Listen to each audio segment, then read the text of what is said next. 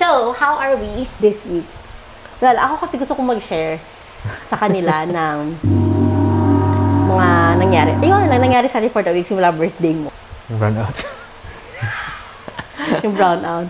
How are you in terms of marriage, parenthood, creative? Bigla may nakaus. Kala ko, ano lang ako dito.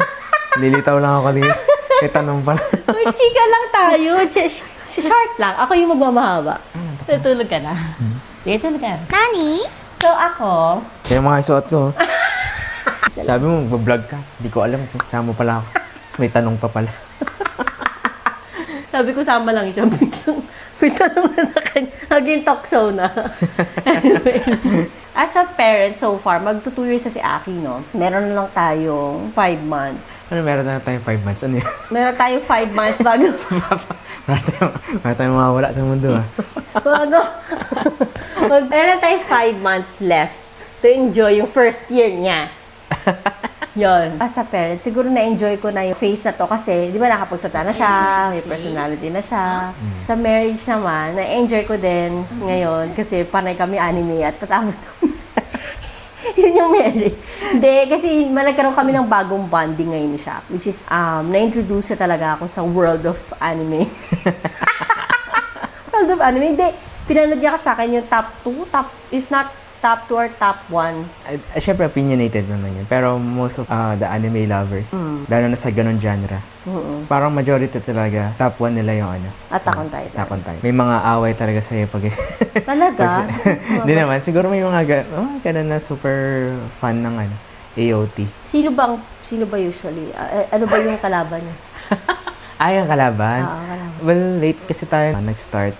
Siguro yung kasabayan niya, di ko rin alam eh. Pero kung i-compare mo siya sa other genre ng parang shonen kasi tawag dun eh, shonen. Like One Piece, Ganun. Naruto. May iba pa pala. Akala ko parang isa lang silang category. Usually shonen talaga yung pinapanood ko. Lahat ng pinapapanood ko sa shonen yan. More on action anime. Action anime. Oo. Action oo, na may, may parang may mga power up, gano'n.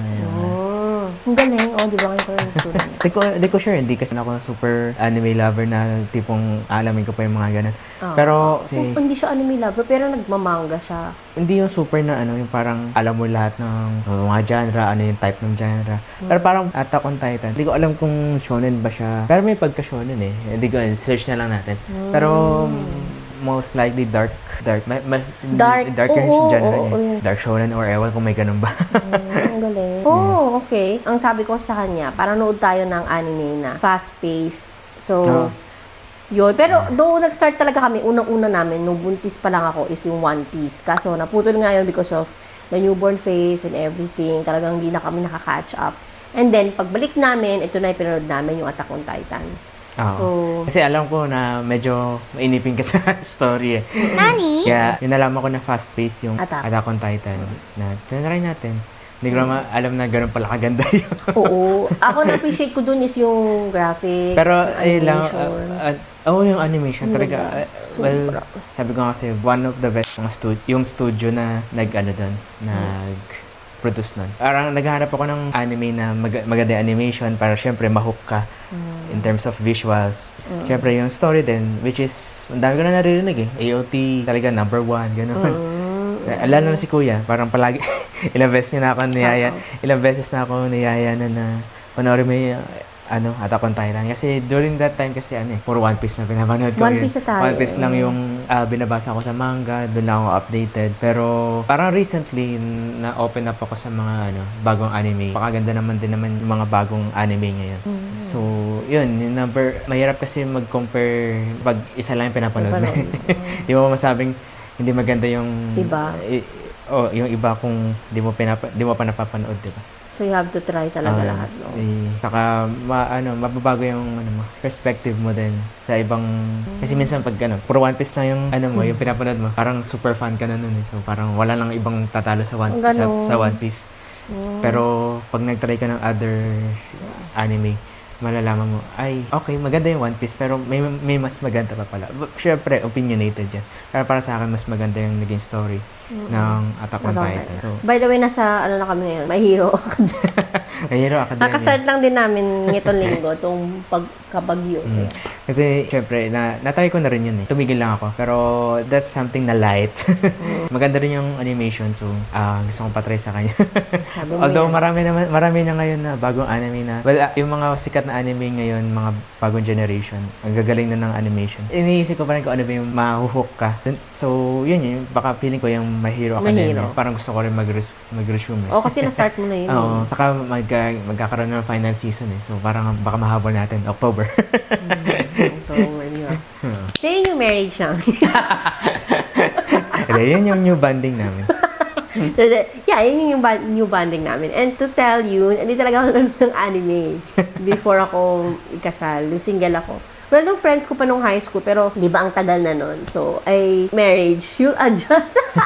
You will be someone na akala mo hindi mo magiging interest yon, pero once you're there, surprise! Kasi na-enjoy ko. Tsaka siguro, na-enjoy ko din yung na-explain niya kasi sa akin. Ako kasi yung tipong, gusto ko may nag-explain sa akin. although sa Attack on Titan, hindi ako masyado maka-explain din. Kasi, Ay, oo, syempre, nag-chat first time. GPT tayo doon. Oo. Nagre-research na lang ako. Minsan kasi, hindi ko na nababasa yung subtitle dahil nga, parang ano tayo, multitasking tayo, nagbabantay tayo kay Aki. Oo, actually. Nanonood tayo. So, pag may mga na-miss akong subtitle, or may na-miss akong important point, research ko na lang. Chat GPT na lang. Marami nakaka-relate dyan, I'm very sure. Di ba? Sa mga mommies and daddies na may ano din. Di ba? Yung subtitle, gano'n na yung mata mo. Balag ka na kasi tingin ka rin sa anak. Yan ang marriage namin ngayon. Yan ang something na na-enjoy namin ngayon. Bukod sa pag-vlog. Charot. Uy, follow us sa Casa Galanto kasi marami kaming binabalak na i-launch doon ngayon. If nandito ka na rin lang naman sa vlog na to, diba? Why not follow us? Yeah. Follow mo maraming podcast. If meron kang podcast suggestion, ayan, comment mo yan. Para naman ikaw ano dito. Kasi actually surprise natin. Bablog lang sana ako. Eh nakakalungkot ako lang mag-isa dito kasi akit na siya.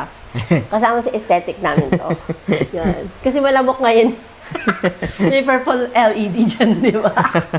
So far, na-enjoy namin sa akin ngayon. And nalulungkot kami kasi ang nag-uulan, di ba, bagyong Krising. And of course, we know that that's just a small problem despite sa mga nangyayari ating bansa, sa bagyo. Pero as a parent, wala nalungkot lang kami kasi hindi nakakalabas na si Akil for 2 weeks dahil nga talagang uulan. And hopefully, today is Saturday. Hopefully, tomorrow we can go out kahit sa pinakamalapit lang na cafe para naman mapasyal namin si Akil. Yun yung mga bagay na na-appreciate namin ngayon kasi nga pag ganitong stage, totoo nga yung sinabi nila na pag 1-year-old na, mas ma-appreciate mo ng maggala, masyal kasi dami niya na tinuturo and he can also speak things, tama? Speak words.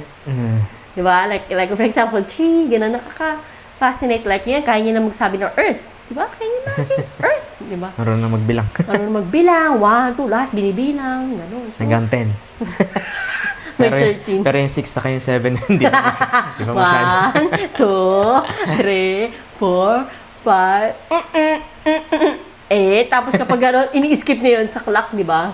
Ini-skip niya 1, 2, 3, 4, 5, 8. Ini-skip niya. Napakagaling na anak na. Ibig sabihin, madiskarte siya na hindi siya mapapahiya. As a creative, sa akin, happy ako kasi we're gonna launch. I'm gonna launch. Pero where? Kasi he's also helping me support. You don't know how much Shaq, kung paano yung impact ni Shaq sa akin. Talagang empowering me to relaunch Bye Bye PH, which is my baby brand nung single pa lang ako. So, I'm relaunching it now that I'm a mom and very grateful for his support, 'di ba? Kasi ang hirap talaga, hindi ko alam kung possible pa. Pero siya lang talaga yung aking major support dito. So, yun ang aking outlet. I'm still working, by the way, kahit na mom na tayo, and thanks for his support again. Because na-figure out namin na I can't not work. I cannot not work. So, happy ako na he's still supporting me by providing childcare, and alam niyo naman yun na we're posting that on our social media account. Shout out Ate Ina and Ate Like. Marami akong time to do creative things, but of course, now that I'm a mom, hindi na yun yung priority. But since my husband is really, na-flatter yung itsura niya, masyado na ako tinataas dito. Na-awkward na ako. Nakakagawa na ako nung sa baybayin na na-enjoy ko talaga siya ngayon. Baybayin PH, yan, puntahan niya na.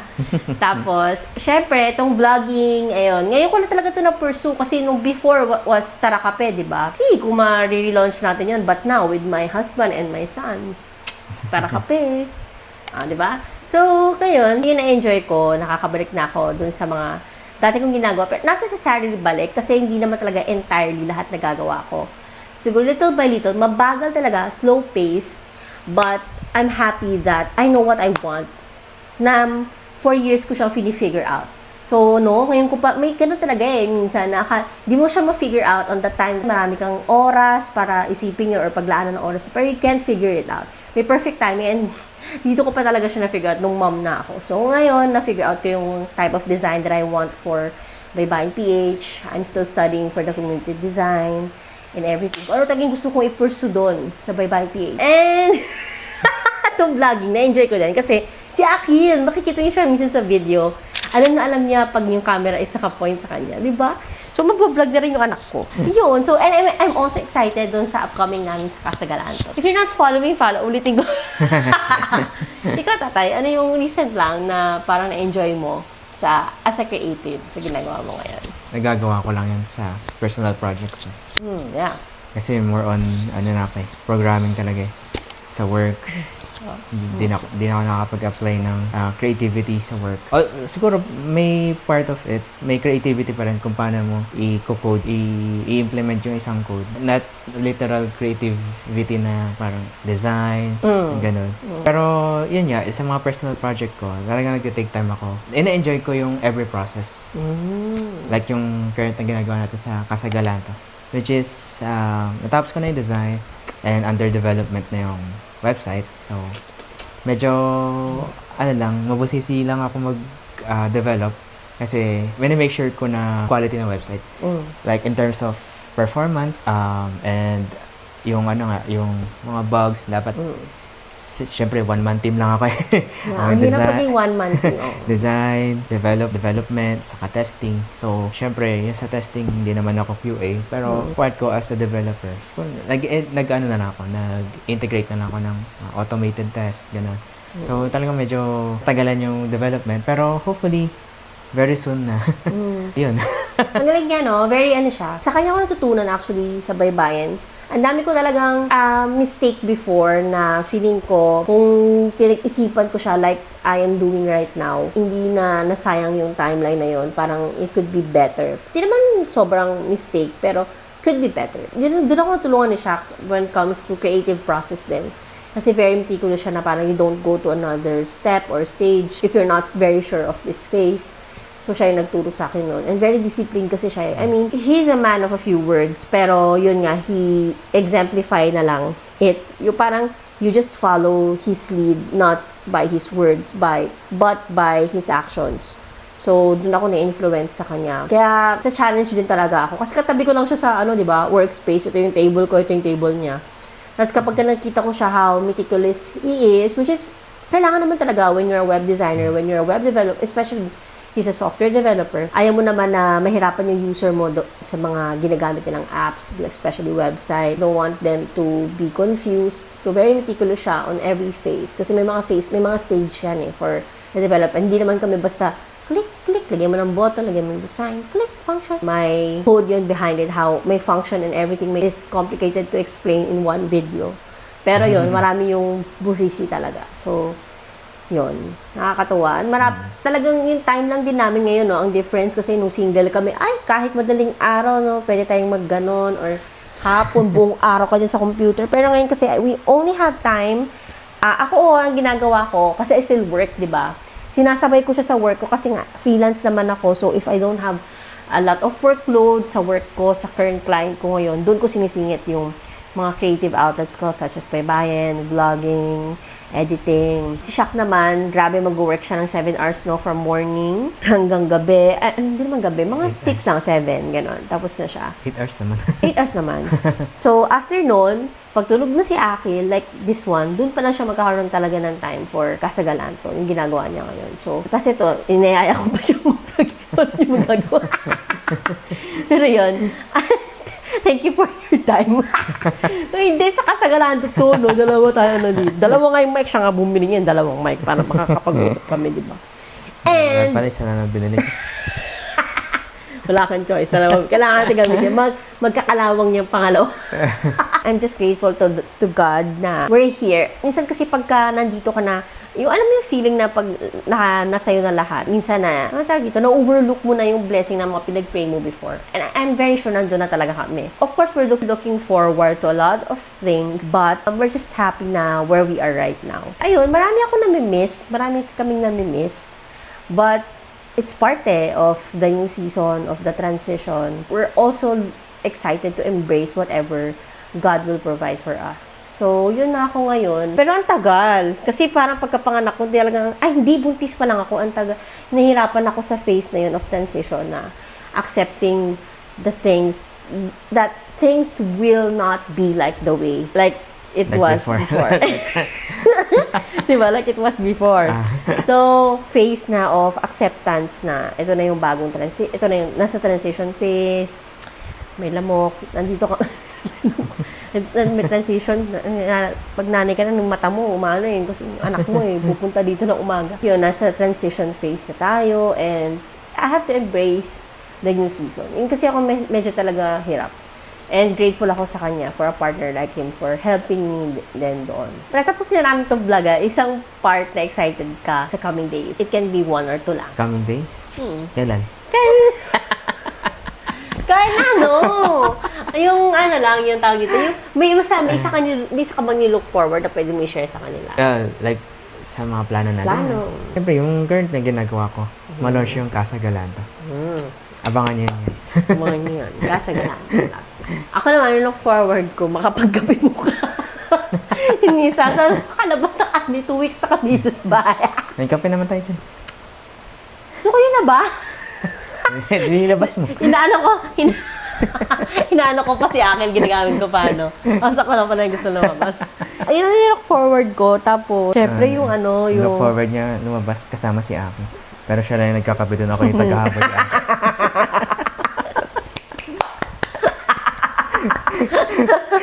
Wala akong masabi kasi. So, we're gonna end the vlog here. Atid na lang kaya kayo doon. Saan? Doon. Ikaw na lang magkape. We're gonna end the vlog here. Kasi kami napaya mo ko. Joke lang. Ganyan din naman eh. Kasi nalabas ka ba nasa mga loob dito? I-share mo pa sa kanila? Alin? Masama loob mo? Hindi. Oo. Masaya ka? Oo naman. Nilakyan ng mata no? Hindi, joke lang, no? I love you. Okay. Siya na yung mag-aalaga sa anak niya. Siya pa magbabayad ng kape. Ano pala yung tete? Thank you for watching at sa pagsama sa amin. If may topic kayong suggestion, Ready kami. Tinan mo yan. Wow! May tsura ko. Hoy, ikaw kumuha ng mic. Hindi ka naman ano. Kung may suggested topic kayo, comment na. Nagkasalay tapos siya. Gusto niya lang Habang i-end kinukuha yung kayo, vlog. Mike, tama ba itong gagawin? Wala siya nagawin. Nantok na kasi yan eh. We're gonna end the vlog here. Gusto niya kasalita. 24 Paano po pang vlog? Pang vlog